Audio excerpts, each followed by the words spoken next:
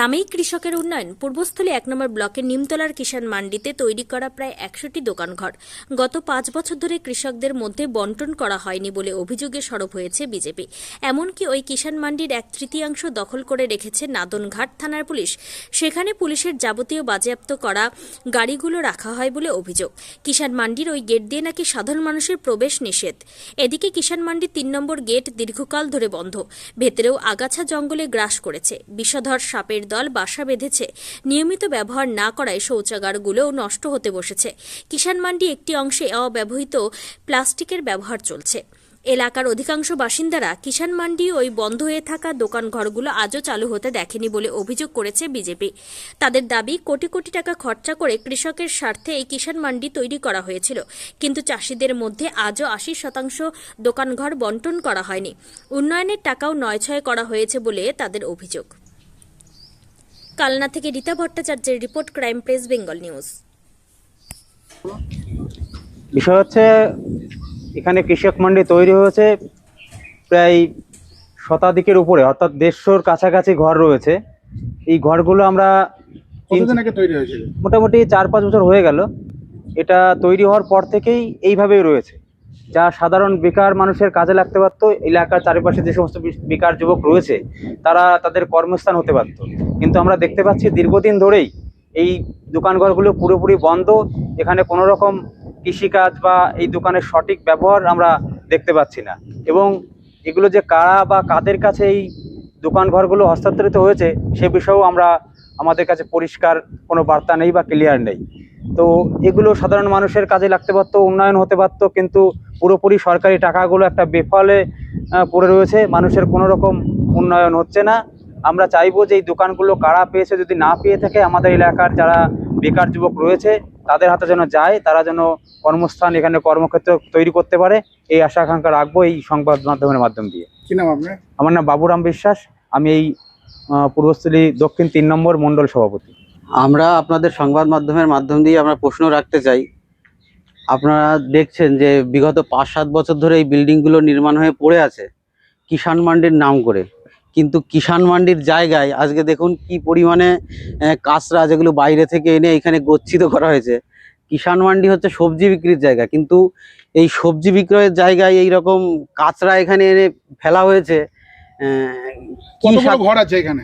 এখানে ১০০-র উপরে ঘর আছে। সেকেন্ড জোনে, থার্ড জোনে। কি ওইগুলো ঘরগুলো খুলছে?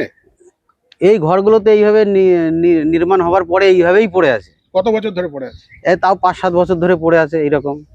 আচ্ছা, বেকার যুবতীদের স্বার্থে কি কাজ হচ্ছে এই ঘরগুলো? সমস্যা বল।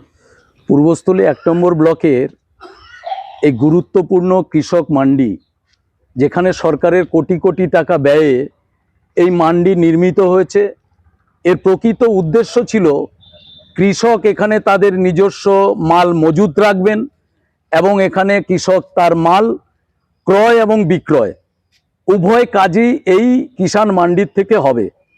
আজকে দীর্ঘ বছর অতিবাহিত এই কিষাণ মান্ডি তৈরি হয়েছে, কোটি কোটি টাকা ব্যয়ে এই কৃষক মান্ডি, যেখানে প্রায় ১.৫ শতাধিক কাউন্টার আছে, ১.৫ শতাধিক ঘর রয়েছে।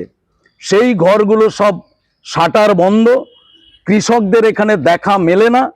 ওপেন শেডের উপরে কিছু খুচরো কৃষি কাজের কর্ম এখানে চলে। বাকি এই বিশাল কিষাণ মান্ডির ৩টে রো, যেখানে 2টো রো ওপেন থাকলেও প্রথম রোয়ে কিছু সবজি জাতীয় কিছু কাজ চলে, বাকি দ্বিতীয় রোয়ের বিশাল অংশ কৃষকদের কাজে না ব্যবহৃত হওয়ার কারণে এখানকার সংশ্লিষ্ট থানা, থানা তার সিজার এবং ওয়েস্টেজ মালপত্র এখানে মজুত করে রেখেছে। এক কথায় থানা এই অংশকে ব্যবহার করছেন। বাকি তৃতীয় অংশের যে বিশাল রো, যেখানে প্রায় ১.৫ শতাধিক রুম, সেই ঘরগুলো জানি না কাদের কাছে ডিস্ট্রিবিউট করা হয়েছে। এলাকার বহু বেকার যুবক যাদের কর্মসংস্থানের একটি বড় কেন্দ্র এই কিষাণ মান্ডি হতে পারত, কিন্তু এখানকার শাসক দল, সর্বোপরি এখানকার মন্ত্রী স্বয়ং নিজে থাকা সত্ত্বেও তার প্রপার ডিস্ট্রিবিউশন হয়নি এবং সঠিক কৃষি কাজে বেকার যুবকরা যে অংশগ্রহণ করতে পারতেন, বেকারত্ব দূর করার যে একটা সুযোগ ছিল, বেকার পরিযায়ী শ্রমিকদের এখানে এসে তাদের স্থায়ী কাজের ব্যবস্থা হতো, সেই কাজে সরকারের কোনো দৃষ্টিপাত নেই। ভেতরে ভেতরে আমাদের জানা নেই নেতাদের নামে এই রুমগুলো ডিস্ট্রিবিউট হয়েছে কিনা। আমরা চাইবো এই সংবাদ মাধ্যমের মধ্য দিয়ে এই ডিস্ট্রিবিউশন লিস্ট ওপেন করা হোক, কারা এই কিষাণ মান্ডির এই ঘর নিজেদের নামে পেয়েছেন তার তালিকা প্রকাশ করা হোক। আর প্রকৃত কৃষকদের কাজে, কৃষি কাজে কৃষক মান্ডি ব্যবহার করা হোক। এখানে সেন্ট্রাল গভর্নমেন্টের প্রচুর পরিমাণের টাকা এই কৃষক মান্ডি নির্মাণের জন্য ব্যয় করা হয়েছে। আমরা চাই এই কৃষক মান্ডি প্রকৃত অর্থে কৃষক এবং এখানকার ঘর পরিযায়ী বেকারদের কৃষি কাজে ব্যবহার করার জন্য ডিস্ট্রিবিউট করা হোক। কি নাম আপনার? রাজীব ভৌমিক, বিজেপির স্টেট কমিটি মেম্বার। আমাদের এখানটায় বিষয়টা হচ্ছে পূর্বস্থলী 1 নং মণ্ডলের যে সমুদ্রগড় গ্রাম পঞ্চায়েতের অন্তর্গত যে কৃষি মান্ডি তৈরি হয়েছে, সেই কৃষি মান্ডিতে যে সরকারি টাকা কোটি কোটি টাকা ব্যয় করে যে কৃষকদের জন্য যে সমস্ত ঘরগুলো তৈরি করা হয়েছে, বেকার ছেলে মেয়ে সেখানে কাজ পেত, কিন্তু আজকে বিগত 5-6 বছর ধরে ঘরগুলো সেইভাবেই পড়ে আছে, কিন্তু কোনো ডিস্ট্রিবিউট করেনি এবং কাদের নামে হয়েছে আজও আমরা সেটা জানি না। কিন্তু আমরা বিরোধী দলের পক্ষ থেকে বলতে চাই এইগুলো সামনে আসুক, কাদের নামে এসছে তার একটা সে প্রকাশ করা হোক, তালিকা তৈরি করে প্রকাশ করা হোক কাদের নামে হয়েছে। কতগুলো ঘর আছে এখানে?